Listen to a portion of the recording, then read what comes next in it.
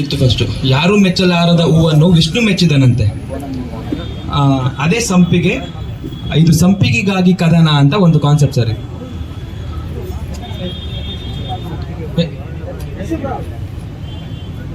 Sir ಈಗ ಹೆಣ್ಣು ದ್ರೋರಣೆ ನಡೀತಿದೆ ಗೊತ್ತಾ, ಇದು ಶಾಪಗ್ರಹಿಣಿ ಅಂತ ಬರುತ್ತೆ. ಈ ಸಂಪಿಗೆ ಏನಂದ್ರೆ ಎಲ್ಲೇ ಇದ್ರೂ ಅದನ್ನ ರಿಜಿಸ್ಟ್ರು ಮಾಡಲ್ಲ, ಅದು ಒಳ್ಳೆ ಘಮ ಕೊಡುತ್ತೆ, ಯಾರು ರಿಜಿಸ್ಟ್ರು ಮಾಡಲ್ಲ. ಅದೊಂದು ಹೂವು ಅಂತ ಒಂದು ಎಲ್ಲೂ ತಂದು ಮಾರೋದಿಲ್ಲ, ರೇರ್ ಅದನ್ನ. ಅದಕ್ಕೆ ಯಾರು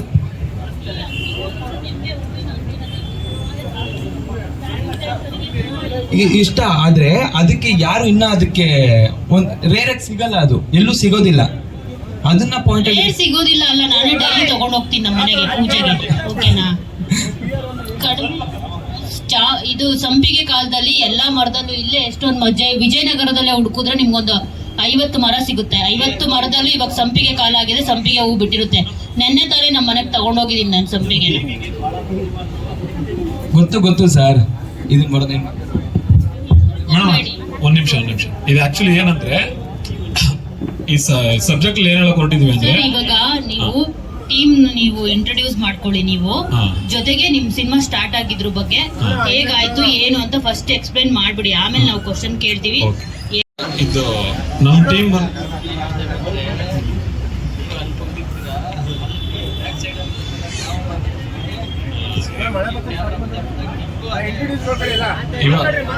ಇವಾಗ ಮೇಡಮ್ ಒಂದು ಫಸ್ಟ್ ನಾನೇ ಮಾತಾಡೋಕೆ ಶುರು ಮಾಡ್ತೀನಿ. ಫಸ್ಟ್ ನನ್ನ ತಂದೆ ತಾಯಿ ಸ್ಥಾನದಲ್ಲಿ ನೋಡೋದು ನನ್ನ ದೇವ್ರ ದರ್ಶನ್ ಸರ್. ಆಗ ಇಲ್ಲಿ ಬಂದಿರೋಂಥ ನೀವುಗಳು ದರ್ಶನ್ ಸರ್ ಫ್ಯಾನ್ಸ್ಗಳು ನನಗೆ ಸಪೋರ್ಟ್ ಮಾಡೋಕ್ಕೆ ಅಂತ ಇರೋದು ಎಲ್ಲ ಕಡೆಯಿಂದ ನಮ್ಮ ಅಣ್ಣಂದ್ರೆ ಎಲ್ಲರೂ ಬಂದಿದ್ದಾರೆ. ಅಣ್ಣ ನಿಮ್ಮೆಲ್ಲರಿಗೂ ಥ್ಯಾಂಕ್ಸ್ ಹೇಳ್ತಾ, ಸಂಪಿಗೆ ಅನ್ನೋ ಸಬ್ಜೆಕ್ಟ್ ನಾವು ಏನಕ್ಕೆ ಚೂಸ್ ಮಾಡಿದ್ವಿ ಅಂದ್ರೆ, ಬಿಕಾಸ್ ಇವಾಗ ಹೆಣ್ಮಕ್ಳಿಗೆ ನೀವು ಎಷ್ಟೇ ಸಲನೂ ಇದಾಗಬಾರ್ದು ಅಂತ ಇದನ್ನ ಅಫ್ಕೋರ್ಸ್ ಅದು ಆಗ್ತಾ ಇದೆ. ರೀಸೆಂಟ್ ಆಗಿ ಎಲ್ಲ ಒಂದ್ ಕಡೆ ಒಂದು ಹುಡುಗಿನ ಕರ್ಕೊಂಡು ಹೋಗ್ಬಿಟ್ಟು ರೇಪ್ ಮಾಡಿ ವಿಡಿಯೋ ಮಾಡಿಬಿಡೋ ಲೆವೆಲ್ಗೆ ಹೋಗ್ತಾ ಇದೆ.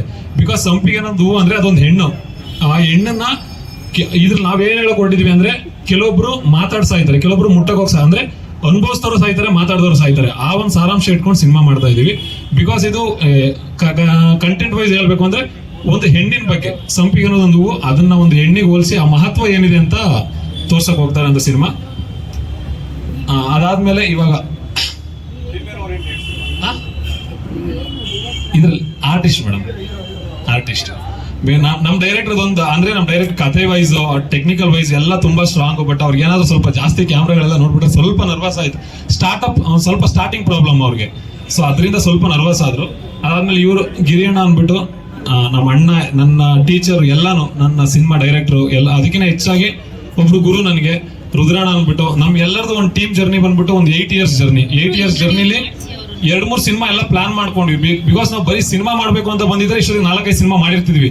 ಬಿಸ್ನೆಸ್ ಮಾಡ್ಬೇಕು. ಇವತ್ತು ಕನ್ನಡ ಇಂಡಸ್ಟ್ರಿ ಮಾರ್ಕೆಟ್ ಹೆಂಗಾಗಿದೆ ಅಂದ್ರೆ, ಹೊಸಬ್ರಿಗೆ ದುಡ್ಡು ಹಾಕಿದ್ರೆ ದುಡ್ಡು ಬರಲ್ಲ, ಸಿನಿಮಾ ಮಾಡಕ್ಕೆ ಆಗ್ತಾ ಇಲ್ಲ. ಹೊಸಬ್ರುಗಳಿಗೆ ಆ ಪೇನ್ಗಳು madam. As a director, as a artist ಆಗಿ ಒಬ್ರು ಪ್ರೊಡ್ಯೂಸರ್ನ ಅಪ್ರೋಚ್ ಮಾಡಿ ನಾನು ಕರ್ಕೊಂಡ್ಬಂದು, ಸರ್ ಸಿನಿಮಾ ಮಾಡ್ಬೇಕು, ಸಿನಿಮಾ ಅರ್ಧಕ್ಕೆ ತಗೊಂಡ್ಬಂದ್ವಿ, ಮುಹೂರ್ತ ಆಯ್ತು, ಒಂದು 20 ದಿನ ಶೂಟಿಂಗ್ ಮಾಡಿದ್ವಿ.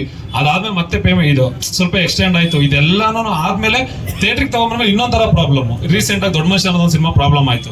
ಆ ತರ ಸಾವಿರಾರು ಪ್ರಾಬ್ಲಮ್ಸ್ ಇರುತ್ತೆ. ಅದನ್ನೆಲ್ಲ ದಾಟಿ ನಾವು ಸಿನಿಮಾ ರಿಲೀಸ್ ಮಾಡಿದ್ಮೇಲೆ ಜನಗಳಿಗೆ ಅಲ್ಲಿ 2 ತರ ಇರುತ್ತೆ. ಅಕಸ್ಮಾತ್ ಜನಗಳು ನಮ್ಮನ್ನು ತಗೊಳ್ಳಿಲ್ಲ ಅಂದ್ರೆ, ಯಾಕಂದ್ರೆ ಜನಗಳಿಗೆ ಇಷ್ಟ ಆಗಿಲ್ಲ ಅಂದ್ರೆ ತಗೊಳ್ಳಲ್ಲ. ತಗೋಬೇಕು ಅಂತ ಹೇಳಕ್ ನಾವ್ ಯಾರು ಅಲ್ಲ. ನಾವು ಅವ್ರಿಗೆ ಇಷ್ಟ ಆಗಂತ ಸಿನಿಮಾ ಮಾಡ್ಬೇಕು. ಯಾಕಂದ್ರೆ ಅವ್ರು ಕಾಸು ಕೊಟ್ಟು ಸಿನಿಮಾ ನೋಡ್ಬೇಕು ಅನ್ನೋ ಒಂದು ರೀಸನ್ಗೆ ನಾವು ಸಿನಿಮಾ ಮಾಡೋದು. ಅದ್ರಲ್ಲಿ ನಾವ್ ಏನ್ ಮೆಸೇಜ್ ಕೊಡ್ತಾ ಇದೀವಿ, ಆ ಸಿನಿಮಾಯಿಂದ ಅವ್ರು ಏನ್ ತಗೊಂಡ್ ಹೋಗ್ತಾವ್ರು, ಅಟ್ಲಿ ಏನೋ ಒಂದು ತಗೊಂಡ್ ಹೋಗಕ್ಕಾಗಿಲ್ಲ, ಮೆಸೇಜ್ ಹೇಳಕ್ಕಾಗಿಲ್ಲ ಅಂದ್ರು ಆ 2.5 ಗಂಟೆ ಬಂದು ಆ ವ್ಯಕ್ತಿ ನಮ್ಗೆ ಟೈಮ್ ಕೊಡ್ತಿದಾರ, ಅಷ್ಟು ಏನೋ ಸ್ಟ್ರೆಸ್ ಅಲ್ಲಿ ಅವ್ರದ್ದೆಲ್ಲಾನು ಬಿಟ್ಟು ನಮ್ಗೆ ಬಂದು ಟೈಮ್ ಕೊಡ್ತಾವ್ರಿ ಅಂತಂದ್ರೆ, ಆ ಟೈಮ್ ನ ಅವ್ರು ಕೊಡುವಂತ ದುಡ್ಡನ್ನ ನಾವು ಫುಲ್ಫಿಲ್ ಮಾಡ್ತಾ ಇದೀವಿ ಅನ್ನೋ ಒಂದು ಇಂಟೆನ್ಷನ್ಸ್ ಇಟ್ಕೊಂಡು ನಾವೆಲ್ಲದಕ್ಕಿಂತ ಹೆಚ್ಚಾಗಿ ಸಿನಿಮಾ ಜೊತೆಗೆ ಬಿಸ್ನೆಸ್ ಮಾಡಕ್ ಬಂದಿದೀವಿ ಸರ್. ಬಿಸ್ನೆಸ್ ಮಾಡಕ್ ಬಂದಿದೀವಿ. ಸೊ ಡೆಫಿನೆಟ್ಲಿ ಇವಾಗ ಏನು ಸಿನಿಮಾ ಹೊಸಬ್ರಿಗೆ ದುಡ್ಡು ಬರಲ್ಲ ಅದು ಇದಂತ ಏನಿದೆಯಲ್ಲ ಸರ್, ನಮ್ ಸಿನಿಮಾ ಅಂತ ಬಂದ್ಮೇಲೆ, ನಮ್ ಸಿನಿಮಾ ನಮ್ದು ಅಂತ ಬೇರೆಯವ್ರ ಬಗ್ಗೆ ಗೊತ್ತಿಲ್ಲ, ನಮ್ ಸಿನಿಮಾದಲ್ಲಿ ಯಾವುದೇ ಕಾರಣಕ್ಕೂ ಹೊಸಬ್ರಿಗೆ ಹಾಕಿದ್ರೆ ದುಡ್ಡು ಬರಲ್ಲ ಅನ್ನೋ ಒಂದು ಸಬ್ಜೆಕ್ಟ್ ನ ಮರ್ಸೋ ತರಾನೇ ಕೆಲಸ ಮಾಡ್ಬೇಕು ಅಂತ ಹಾರ್ಡ್ ವರ್ಕ್ ಮಾಡ್ತಾ ಇದೀವಿ. ಓವರ್ ಆಲ್ ಟೀಮ್ ಕೇಳುವಾಗ ಕ್ಲಾರಿಟಿ ಇಲ್ಲ. ನನ್ನ ಹೆಸರು ವರ್ಧನ್ ಅಂತ, ನನ್ನ ಮೂಲತಃ ಹಾಸನ್ ಅವನು. ನನ್ನ ಜರ್ನಿ ಇಂಡಸ್ಟ್ರಿಲಿ ಇವಾಗ ಆಲ್ಮೋಸ್ಟ್ 8 years ಜರ್ನಿ ಆಗ್ತಾ ಇದೆ. ನನ್ನ ಜರ್ನಿ ಸ್ಟಾರ್ಟ್ ಆಗಿದ್ದು ಕಿರಿಕ್ ಪಾರ್ಟಿಲಿ ಜೂನಿಯರ್ ಆರ್ಟಿಸ್ಟ್ ಆಗಿ. ಅಲ್ಲಿಂದ ಇಲ್ಲಿವರೆಗೂ ಒಂದು 4-5 ಸಿನಿಮಾ ಅಸಿಸ್ಟೆಂಟ್, ಅಸೋಸಿಯೇಟ್. ಅದಾದ್ಮೇಲೆ ಗಿರಿಯಣ್ಣ ಅವ್ರ ಜೊತೆನೇ ಜರ್ನಿ ಮಾಡ್ಕೊಂಡು ಬಂದು ನನ್ಗೆ ಇದ್ದಿದ್ದು ಫಸ್ಟ್ ಇಂದಾನು ಆರ್ಟಿಸ್ಟ್ ಆಗ್ಬೇಕು ಅಂತಾನೆ. ಇವಾಗ ಆರ್ಟಿಸ್ಟ್ ಆಗಕ್ಕೆ ನನ್ನ ಗುರುಗಳ ಸ್ಥಾನದಲ್ಲಿ ಒಂದು 2-3 ಜನ ಡೈರೆಕ್ಟರ್ಗಳಿದ್ದಾರೆ. ಫಸ್ಟ್ ಗಿರಿಯಣ್ಣ, ಪ್ರಸಾದ್ ಸರ್, ಆಮೇಲೆ ಸೇತುಬ್ರು ಅಂತ ಇದ್ದಾರೆ. ಈ ತರ ಅವ್ರಗಳ ಜೊತೆ ಆ ಬಾಂಡಿಂಗ್ ನ ಬೆಳೆಸ್ಕೊಂಡು, ಏನೋ ಅಲ್ದಿರೋನ್ನ ಕರ್ಕೊಂಡ್ಬಂದು ಆಯ್ತು ನೀನ್ ಈ ಸಿನಿಮಾದಲ್ಲಿ ನೀನ್ ಲೀಡ್ ಆಗಿ ಮಾಡು ಅನ್ನೋ ಶಕ್ತಿ ತುಂಬಿದ್ದಾರೆ. ಅದೇನೋ ಮಾಡಕ್ ಹೋದಾಗ ಇಲ್ಲ ನಿನ್ಗೆ ಯಾರು ನೀನು ಅಪ್ಪ ಅಲ್ಲ ಮಗ ಅಲ್ಲ ಏನೋ ಅಲ್ದಾನೆ ರುದ್ರನ ನಂಬಿಕೆ ಇಟ್ಬಿಟ್ಟು ನಮ್ಗೆ ಮಾಡಿ ನೀವು ನಾನು ಸಪೋರ್ಟ್ ಮಾಡ್ತೀನಿ ಅಂತ ಬಂದಿದ್ದಾರೆ, ಅನ್ನ ಹಾಕುವಂತ ಕೆಲಸ ಮಾಡ್ತಿದ್ದಾರೆ. ಜೀವನದಲ್ಲಿ ಬದುಕಿರೋರ್ಗೋಣ ನಿಮ್ ಋಣ ಯಾವತ್ತೂ ಮರೆಯಲ್ಲ. ರುದ್ರಣ ಅಂತಲ್ಲ, ನಮ್ಮನ್ನ ನಂಬ್ಕೊಂಡು ಯಾವುದೇ ಒಬ್ಬ ವ್ಯಕ್ತಿ ನಮ್ಗೆ ಅನ್ನ ಹಾಕುವಂತ ಕೆಲಸ ಮಾಡಕ್ ಬಂದ್ರು ಅದಕ್ಕೆ ಸಪೋರ್ಟ್ ಮಾಡೋ ಅಂತವ್ರಾದ್ರೂ ಯಾರನ್ನು ಈ ಜೀವ ಇರೋವರೆಗೂ ಮರೆಯಲ್ಲ. ನಾ ಇಷ್ಟೇ ಮೇಡಮ್. ಇವಾಗ ನಮಸ್ಕಾರ, ನನ್ನ ಹೆಸರು ಗಿರಿಗೌಡ ಅಂತ. ನಂದಿದು ಮೊದಲನೇ ಚಿತ್ರ. ನಾನು ಹೇಳ್ಬೇಕಂದ್ರೆ ಒಂದು 15-20 ಸಾಂಗ್, ಒಂದು ಆಲ್ಬಮ್ ಸಾಂಗ್ಸ್ ಅಂತ ಇಶಾನಿ ಆಗಿರ್ಬೋದು, ರಾಹುಲ್ ಡಿಟೋ ಆಗಿರ್ಬೋದು, ಇವ್ರದ್ದು ಎಲ್ಲ ಆಲ್ಬಮ್ ಸಾಂಗ್ಗಳನ್ನ ನಾನು ಡೈರೆಕ್ಟ್ ಮಾಡ್ತಿದ್ದೆ. ಇವಾಗ ನಂದಿದ್ದು ಮೊದಲನೇ ಸಿನಿಮಾ. ಬಟ್ ಇದಕ್ಕಿಂತ ಬಿಫೋರು ಮದ್ದೂರು ಒಡೆ ಮತ್ತು ಮಹಾಕಾಳಿಪುತ್ರ ಅಂತ ಸಿನಿಮಾ, ಅದನ್ನು ಟೇಕ್ ಓವರ್ ಮಾಡಿ ಅದನ್ನು ಶೂಟಲ್ಲಿದೆ. ಬಟ್ ಇದನ್ನ ಬೇಗ ಮುಗಿಸ್ಬೇಕು ಅಂದ್ಬಿಟ್ಟು, ದಸರಾಗೆ ಬರಬೇಕು ಅಂದ್ಬಿಟ್ಟು ಒಂದೇ ಒಂದು ಪ್ಲ್ಯಾನ್ ಇಟ್ಕೊಂಡು ಒಂದು ಸಣ್ಣ ಬಜೆಟಲ್ಲಿ ಸಿನಿಮಾ ಹೆಂಗೆ ಮಾಡ್ಬೋದು ಅನ್ನೋದನ್ನ ಹೊಸ ತಂಡ ಇಟ್ಕೊಂಡು, ಅದಾದ್ಮೇಲೆ ಹೊಸ ಪ್ಲ್ಯಾನ್ ತಗೊಂಡು, ಆಮೇಲೆ ಟೆಕ್ನಿಕಲ್ ಆಗಿ ಹೊಸದಾಗಿ ತಗೊಂಡು ಬರ್ತಾ ಇದ್ದೀವಿ ಇದನ್ನ. ಈ ಸಂಪಿಗೆ ಅನ್ನೋ ಕಾನ್ಸೆಪ್ಟ್ ಇಟ್ಕೊಂಡು. ಸಂಪಿಗೆ ಅನ್ನೋದು ಬಂಧನದಲ್ಲಿರೋ ಒಂದು ಸಂಪಿಗೆ, ಅದನ್ನ ಬಿಡುಗಡೆ ಕೊಡೋ ಒಬ್ಬ ವಿಷ್ಣು. ಇದು ವಿಷ್ಣು ಮೆಚ್ಚಿದ ಸಂಪಿಗೆ ಅನ್ನೋದು ಕಾನ್ಸೆಪ್ಟ್. ಇದನ್ನ ಕಂಪ್ಲೀಟ್ ಮೇಲ್ಕೋಟೆ ಶೂಟ್ ಮಾಡ್ಬೇಕು ಅಂತಿರೋದು ನಾವು. ಅದನ್ನ ಬಿಟ್ರೆ ಕೇರಳದಲ್ಲಿ ಕಣ್ಣೂರನಲ್ಲಿ ಶೂಟ್ ಮಾಡ್ಬೇಕು ಅಂತಿರೋದು. ಆಮೇಲೆ ಇನ್ನೊಂದು ಏನಂದ್ರೆ ಇದನ್ನ 20 days ಅಲ್ಲಿ ಒಂದು ಸಿನಿಮಾ ಮುಗಿಸ್ಬೋದು ಅನ್ನೋದನ್ನ ಹೊಸದಾಗೆ ಪ್ಲಾನ್ ಮಾಡ್ಕೊಂಡು ಬರ್ತಿರೋ ಕಾನ್ಸೆಪ್ಟ್. ಸರ್, ಸಂಪಿಗೆ ಅನ್ನೋ ಕ್ಯಾರೆಕ್ಟರ್ನ ಇನ್ನೊಂದು ನಾವು ಹೆಂಗಂದ್ರೆ ಚಾಪ್ಟರ್ ಬೈ ಚಾಪ್ಟರ್ ನಾವು ರಿವೀಲ್ ಮಾಡ್ಬೇಕು ಅಂತಿದ್ವಿ, ಅದಕ್ಕೋಸ್ಕರ ಸರ್. ನಿಮ್ ಸಂಪಿಗೆ ಶಾನಿ ಅವರ? ಇಲ್ಲ ಸರ್, ಇದನ್ನ ಅದೇ ಒಂದು ಮಲ್ರು. ಹಾಂ ಸರ್, ನಾನು ಮೂಲತಃ ಮಾಗಡಿಯವನು. ಈ ಸಂಪಿಗೆ ಕ್ಯಾರೆಕ್ಟರ್ ಏನಿದ್ದಾಳೆ, ಅವಳು ಯಾವ ತರ ಬಂಧನದಲ್ಲಿ ಇದ್ಲು, ಅವಳು ಹೆಂಗ್ ಈಚೆ ಬರ್ತಾಳೆ ಇದ್ರೊಳಗೆ ಅನ್ನೋದಕ್ಕೆ ವಿಷ್ಣು ಹೆಂಗ್ ಅದನ್ನ ಸಾಥ್ ಕೊಡ್ತಾರೆ ಅನ್ನೋದು ಒಂದು ಕಾನ್ಸೆಪ್ಟ್. ಇದರಿಂದ ಏನಾದ್ರು ಒಂದು ಪರಿಹಾರ ಇದೆಯಾ ಅಥವಾ ಇಶ್ಯೂ ಆಗಿದೆ ಅಂತ ಅಷ್ಟೇ ಹೇಳೋದು? ಸರ್, ಇಲ್ಲ, ಪರಿಹಾರ ಇದೆ. ಇದನ್ನ ಹೆಂಗ್ ಬಿಡುಗಡೆ ಸಿಗತ್ತೆ, ಒಬ್ಬ ಬಂಧನದಲ್ಲಿರೋ ಒಬ್ಬ ಸಂಪಿಗೆಗೆ ಹೆಂಗ್ ಬಿಡುಗಡೆ ಸಿಗತ್ತೆ ಅನ್ನೋದು ಸಿಗತ್ತೆ ಸರ್. ಇಲ್ಲ ಸರ್, ಯಾವುದೇ ತರನು ರಿಯಲ್ ಕಾನ್ಸೆಪ್ಟ್ ತರ ಯಾವುದು ಇಲ್ಲ. ಇದು ನಮ್ಮ ಸವಿಯುತವಾಗಿ ಮಾಡಿರೋದು. ಹೌದು ಸರ್, ಈ ದಸರಾಗೆ ಬರಬೇಕು ಅಂತ ಪ್ಲಾನ್ ಇರೋದು ಸರ್ ನಮ್ದು. ಇಲ್ಲ, ಒಂದೇ ಸಾಂಗ್. ನಾವು ಸಾಂಗ್ ಮೇಲೆ ಜಾಸ್ತಿ ಇದು ಕೊಟ್ಟಿಲ್ಲ, ಒಂದು ಸಾಂಗ್ ಅಲ್ಲಿ ಇಟ್ಕೊಂಡಿದೀವಿ ಅಷ್ಟೇ. ಕತೆ ಮೇಲೆ ಫೋಕಸ್ ಮಾಡಿದ್ದೀವಿ ನಾವು. ಸರ್, ಪ್ರಾಪರ್ ಪ್ಲಾನ್ ಇದ್ದಾಗ ನಮಗೆ ಸರ್ 40 ದಿವಸ 50 ದಿವಸ ಬೇಕಾಗಿಲ್ಲ ಸರ್. ಆರ್ಟಿಸ್ಟ್ ಆಗಿರ್ಬೋದು, ಟೆಕ್ನಿಕಲ್ ಡಿಪಾರ್ಟ್ಮೆಂಟ್ ಆಗಿರ್ಬೋದು, ಪ್ರಾಪರ್ ಪ್ಲಾನ್ ಆಗಿದ್ರೆ ಫಸ್ಟೇ ಬಿಫೋರ್ ಶೂಟಿಗಿಂತ ಮುಂಚೆ 10 ದಿವಸದಲ್ಲೂ ಮುಗಿಸ್ಬೋದು. ನಾವು ಕರೆಕ್ಟಾಗಿ ಪ್ಲಾನ್ ಮಾಡಿದೆ. ಸುಮಾರು ಸೀನ್ ಬರ್ಕೊಂಡು ಹೋಗ್ಬಿಟ್ಟು ಅಲ್ಲೋಗಿ ಟ್ರೈ ಮಾಡೋಣ ಅದಲ್ಲ ಸರ್. ನಮ್ಗೆ ಸಿನಿಮಾಗೆ ಏನು ಬೇಕು, 2 ಗಂಟೆ ಜನಗಳಿಗೆ ಏನು ಎಂಟರ್ಟೈನ್ಮೆಂಟ್ ಮಾಡಬೇಕು ಅಷ್ಟು ಸಿಕ್ಕಿದ್ರೆ ಸಾಕಾಗಿತ್ತು ನಮಗೆ. ಅದನ್ನ ಪ್ಲಾನ್ ಇದೆ ಸರ್. ಸರ್, ಇದರಲ್ಲಿ ಒಂದು 10 ಜನ ಇನ್ನ ರಿವೀಲ್ ಮಾಡೋದಿಲ್ಲ. ಬಟ್ ಇವಾಗ ವರ್ಧನ್ ಅನ್ಬಿಟ್ಟು, ದರ್ಶನ್ ಅನ್ಬಿಟ್ಟು, ಪ್ರಜ್ವಲ್ ಅಂದ್ಬಿಟ್ಟು, ಪ್ರವೀಣ್ ದಾವಣಗೆರೆ ಅಂದ್ಬಿಟ್ಟು ಇಷ್ಟು ಜನ ಕ್ಯಾರೆಕ್ಟರ್ ಇದ್ದಾರೆ ಸರ್ ಇಲ್ಲಿ. ಇವ್ರದ್ದು ಫಸ್ಟ್ ಚಾಪ್ಟರ್ ಅಲ್ಲಿ ನಾವು ರಿಲೀಸ್ ಮಾಡ್ತೀವಿ ಸದ್ಯದಲ್ಲಿ ಒಂದು ಟೀಸರ್ ಆಗಿ. ಲೇಟ್ ಆಗಿದ್ದಕ್ಕೆ ಎಲ್ಲರಿಗೂ ಶ್ರಮಿಸ್ಬೇಕು.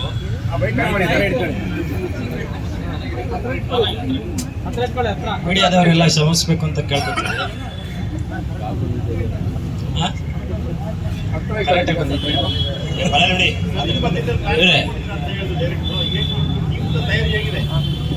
ಅವ್ರು ಹೆಂಗ್ ಹೇಳ್ತಾರೋ ಹಂಗೆ ನಮ್ದು ರೆಡಿ ಇದೆ. ಏನ್ ಹಾಕೊಂಡಿದ್ರಿ ಪ್ರೊಡ್ಯೂಸರ್ ಬಜೆಟ್? ಎಷ್ಟು ಇವಾಗ 1.5 ಕೋಟಿ ಅಂತ ಹೇಳಿದ್ದಾರೆ. ಹೆಚ್ಚಾದ್ರೂ ಆಗ್ಬೋದು, ಕಡಿಮೆ ಆದ್ರೂ ಆಗ್ಬೋದು. ಅವ್ರ ಮೇಲೆ, ಡೈರೆಕ್ಟರ್ ಮೇಲೆ ಡಿಪೆಂಡ್. ಈ ಸ್ಕ್ರಿಪ್ಟ್ ಓಕೆ ಆಗಿರೋದಕ್ಕೆ ಮೂವ್ ಮಾಡ್ತಾ ಇದ್ವಿ. ಅಲ್ಲಿ ಈಗ 10 ವರ್ಷದ ಪ್ಲಾನ್ ಮಾಡ್ಕೊಂಡು ನೀವು ಹೀರೋ ಆಗ್ಬೇಕು ಅನ್ಸಿಲ್ವೇನ್ರಿ? ಇಲ್ಲ ಸರ್, ಹೀರೋ ಆಗ್ಬೇಕು ಅಂತ ಹಂಗಿಲ್ಲ. ಮತ್ತೆ ಪ್ರೊಡ್ಯೂಸರ್ ಆಗಿರ್ಬೇಕು ಅಂತ ಅನ್ಕೊಂಡಿದ್ದೀವಿ. ಒಂದೇ ಇರೋದು. ಅದರಲ್ಲೇ ಸಂಪಾದನೆ ಮಾಡಿ ಹಾಕ್ಬೇಕು ಅಂತ ಏನಿಲ್ಲ ಮೇಡಮ್. ಇಲ್ಲ, ಬೇರೆ ಬಿಸ್ನೆಸ್ಗಳು ಇದೆ ಸದ್ಯಕ್ಕೆ. ಅದನ್ನೇ ಹೇಳ್ತಾರೆ.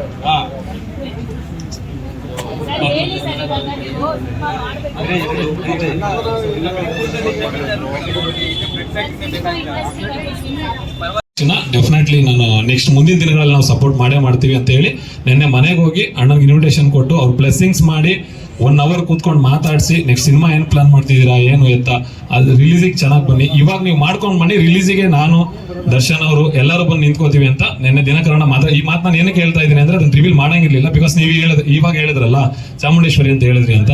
ಬಿಕಾಸ್ ನಮ್ಮ ತಾಯಿನ ಇವಾಗ ನನಗೆ ಅವ್ರ ತಾಯಿ ಸಮಾನ ಅಂದಾಗ ಮೇಡಮ್ ನಾನು ಚಾಮುಂಡೇಶ್ವರಿನೂ ಅಂತ ಅನ್ಕೊಂತೀನಿ. ಬಿಕಾಸ್ ಇವಾಗ ದೇವ್ರು ವರ ಕೊಟ್ಟಿಲ್ಲ ಅಂದ್ರೆ ದೇವ್ರನ್ನೇ ಬೈಯೋಂತ ಕ್ಯಾಟಗರಿ, ನಮ್ಗೆ ಅವ್ರು ವರ ಕೊಟ್ಟಿದ್ದಾರೆ. ಬಿಕಾಸ್ ಇವಾಗ ನೋಡಿ, ಇವಾಗ ಇಷ್ಟು ಜನ ಇವಾಗ ಎಲ್ಲೋ ಒಂದ್ ಕಡೆ ಅಣ್ಣಂದ್ರೆಲ್ಲ ಬಂದಿದಾರಲ್ಲ, ಅದು ದರ್ಶನ್ ಸರ್ ನನಗೆ ಕೊಟ್ಟಿರೋ ಭಿಕ್ಷೆ. ಬಿಕಾಸ್ ಅವ್ರು ಬಂದು ಪ್ರೀತಿ ತೋರಿಸ್ತಾ ಇದ್ದಾರೆ. ಎಲ್ಲೋ ಒಂದು ಯಾವ್ದೋ ಒಂದು ಡಿಸ್ಟಿಕ್ ಅಲ್ಲಿ ಅಥವಾ ತಾಲೂಕಲ್ಲಿ ಹೋದಾಗ ಒಂದು 100 ಜನ ಬಂದು ನನಗೆ ಸಿನಿಮಾ ನೋಡ್ತಾರೆ ಅಂದ್ರೆ, ಫಸ್ಟ್ ಶೋ ಜನಗಳು ಬಂದು ನೋಡ್ತಾರೆ ಅಂದ್ರೆ, ಇವಾಗ ಒಂದು ಕಂಟೆಂಟ್ ವೈಸ್ ರುದ್ರಣ್ಣ ಅವ್ರದ್ದು ಅಥವಾ ಗಿರಿಯಣ್ಣ ಅವ್ರದ್ದು ಕಾಂಟ್ಯಾಕ್ಟ್ಸ್ ಅವ್ರದ್ದು ಸಬ್ಜೆಕ್ಟ್ ವೈಸ್ ಆದ್ರೆ, ನನಗೇನಾದ್ರೂ ಆ ತರ ಇದೆ ಅಂತಂದ್ರೆ ದರ್ಶನ್ ಸರ್ ಹಾಕಿರೋ ಭಿಕ್ಷೆ. ಅವ್ರ ಅಭಿಮಾನಿಗಳ, ನಾನು ಒಬ್ಬ ಡೈ ಹಾರ್ಟ್ ಫ್ಯಾನ್ ಆಗಿರೋದ್ರಿಂದ ಅವ್ರ ಅಭಿಮಾನಿಗಳು ಹಾಕುವಂತ ಭಿಕ್ಷೆ ಮೇಡಮ್. ಆ ಜೀವ ಇರೋವರೆಗೂ ಅವ್ರಿಗೆ ಯಾವಾಗಲೂ ಋಣಿ ಆಗಿರ್ತೀನಿ.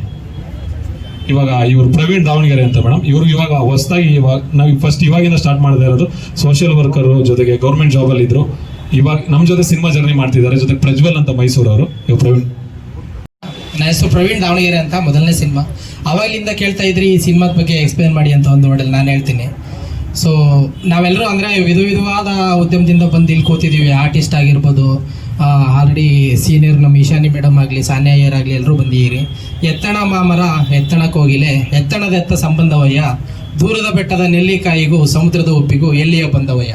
ನಮ್ಮೆಲ್ಲರ ಬಂಧನೆ ಹಾಗೇನೆ, ಜಟಿಲ ಕಾನನದ ಕುಟಿಲ ತ್ವರೆಯಾಗಿ ಜರಿಯಾಗಿ ಕೊನೆಗೆ ಕಡಲಿನ ಮೊರತದ ಜೋಗುಳವಾಗಿ ಮಾರ್ಪಾಡಾಗುವ ಪರಿಯೇ ಚಂದ. ಆ ಚಂದದ ಚಂದಿರನ ಪ್ರತಿಬಿಂಬನೇ ನನ್ನ ಸಂಪಿಗೆ ಸಿನಿಮಾ ಅಂತ ಹೇಳಕ್ಕೆ ಇಷ್ಟಪಡ್ತೀನಿ.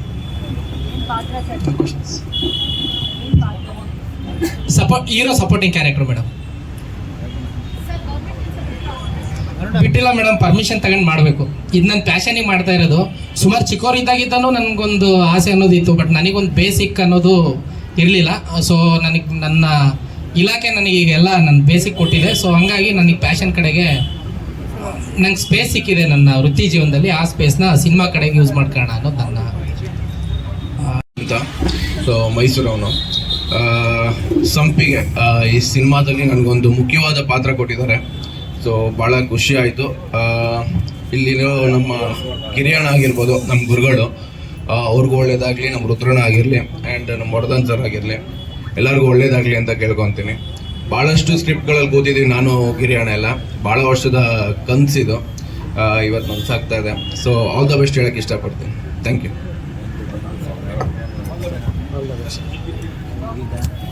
ಅಂಜನಪ್ಪ ಸರ್ ಮಾತಾಡ್ತೀವಿ ಸರ್. ಇವತ್ತು ಏನು ಹೊಸ ಸಿನಿಮಾ ಸಂಪಿಗೆ ಮುಹೂರ್ತ ಕಾರ್ಯಕ್ರಮಕ್ಕೆ ಭಾಗಿಯಾಗಿರ್ತಕ್ಕಂಥ ಎಲ್ಲ ಮಾಧ್ಯಮದ ಮಿತ್ರರೇ ಹಾಗೂ ವೇದಿಕೆ ಮೇಲೆ ಕುಳಿತಿರತಕ್ಕಂಥ ನಿರ್ಮಾಪಕರಾದಂಥ ರುದ್ರಕುಮಾರ್ ಅವರು, ಮೊದಲನೇದಾಗಿ ಗಿರಿ ಬಗ್ಗೆ ಹೇಳಲೇಬೇಕು. ಗಿರಿ ನಮ್ಮ ಅಣ್ಣ ಇದ್ದ ಹಾಗೆ, ಎಷ್ಟೋ ವರ್ಷಗಳ ಪರಿಚಯ ನಮ್ಮಿಬ್ಬರದು. ನಮ್ಮ ಬ್ರದರ್ ಫ್ರಮ್ ಅನದರ್ ಮದರ್ ಅಂತ ಹಾಗೆ ತಿಳ್ಕೊಬೋದು. ಅವನಿಷ್ಟು ವರ್ಷ ಖಂಡಿತ ಕನಸು ಒಂದೇ, ನಾನು ನಿರ್ದೇಶಕನಾಗಬೇಕು ಕನ್ನಡ ಸಿನಿಮಾ ರಂಗದಲ್ಲಿ ಅಂತ. ಹಲವಾರು ಅವನೇ ಹೇಳ್ಕೊಂಡ ಹಾಗೆ ಹಲವಾರು ಪ್ರಾಜೆಕ್ಟ್ಸ್ಗಳನ್ನ ಮಾಡಿದ್ದಾನೆ. ತೆರೆ ಹಿಂದೆ ಜಾಸ್ತಿ ಕೆಲಸ ಮಾಡಿ ಇಷ್ಟು ವರ್ಷ ಗಳಿಸ್ಕೊಂಡಿರುವಂಥ ಎಕ್ಸ್ಪೀರಿಯನ್ಸ್ನ ಇವಾಗ ಸಂಪಿಗೆ ಮೂಲಕ ನಿಮ್ಮೆಲ್ಲರ ಮುಂದೆ ತರ್ತಾ ಇದ್ದಾನೆ.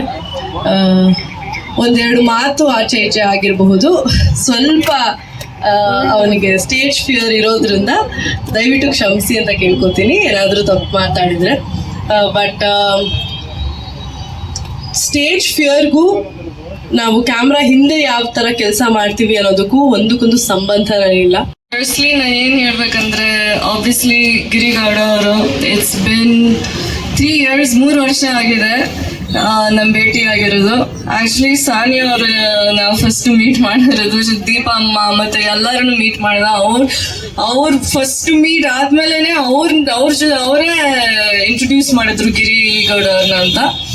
ಸೊ ಈ 3 ವರ್ಷದಲ್ಲಿ ನಾವಿಬ್ರು ತುಂಬ, ನಮ್ಮ ತಮ್ಮ ಥರ ಇದ್ದಾನೆ ಆ್ಯಂಡ್ ನಾವು ಇಬ್ರು ತುಂಬ ಕ್ಲೋಸ್ ಆಗಿದ್ದೀವಿ. ಆ್ಯಂಡ್ ಮ್ಯೂಸಿಕ್ ವಿಡಿಯೋಸು ಇದೆಲ್ಲ ವರ್ಕ್ ಮಾಡಿದ್ದೀವಿ. ಸಖತ್ತಾಗಿ ಡೈರೆಕ್ಟ್ ಮಾಡ್ತಾರೆ. And for the first time ಇವಾಗ ಈ ಸಂಪಿಗೆ ಅಂತ ಈ ಮೂವಿ ನೋಡಿದ್ರೆ I am so proud of him. ಇದು ಒಂದು ಕನ್ನಡ ಮೂವಿ ರಿಲೀಸ್ ಆಗುತ್ತೆ, ಅವನು ಡೈರೆಕ್ಟ್ ಮಾಡ್ತಾನೆ, ಅದರಿಂದ ನನಗೆ ತುಂಬ ಖುಷಿ ಆಗ್ತಿದೆ. ಯಾಕೆಂದರೆ ನಾನು ನೋಡಿದ್ದೀನಿ, ನಾವು ಎಲ್ಲರೂ ನೋಡಿದ್ದೀವಿ ಆ್ಯಕ್ಚುಲಿ ಅವನು ಹೆಂಗೆ ಬೆಳೀತಾ ಇದ್ದಾನೆ, ಹೆಂಗೆ ಕಷ್ಟಪಟ್ಟಿದ್ದಾನೆ, ಎಷ್ಟು ಕಷ್ಟಪಟ್ಟಿದ್ದಾನೆ. ಅವ್ರ ಅಮ್ಮ ಮತ್ತು ಅವ್ರ ಅಪ್ಪ ತುಂಬ ಇವಾಗ ನಿಜ ನಾನು ಹೇಳ್ಬೇಕಂದ್ರೆ ಅವ್ರ ಅಪ್ಪನಿಗೆ ಇವಾಗ ಅವ್ರ ಅಪ್ಪನೇ ನೋಡ್ತಾ ಇದ್ದಾರೆ, ತುಂಬ ಪ್ರೌಡ್ ಆಗಿದ್ದಾರೆ ಅವನ ಮೇಲೀಗ ಅಂತ ನನಗೆ ಗೊತ್ತು. ಆ್ಯಂಡ್ ಅವ್ರ ಅಮ್ಮನೂ ಇಲ್ಲಿದ್ದಾರೆ. ಅವ್ರ ಅಮ್ಮ ಅಪ್ಪ ಸಪೋರ್ಟ್ ಇಲ್ಲಿರಲಿಲ್ಲ ಅಂದರೆ ಅವನು ಇಲ್ಲಿ ಇರ್ತಾ ಇರಲಿಲ್ಲ.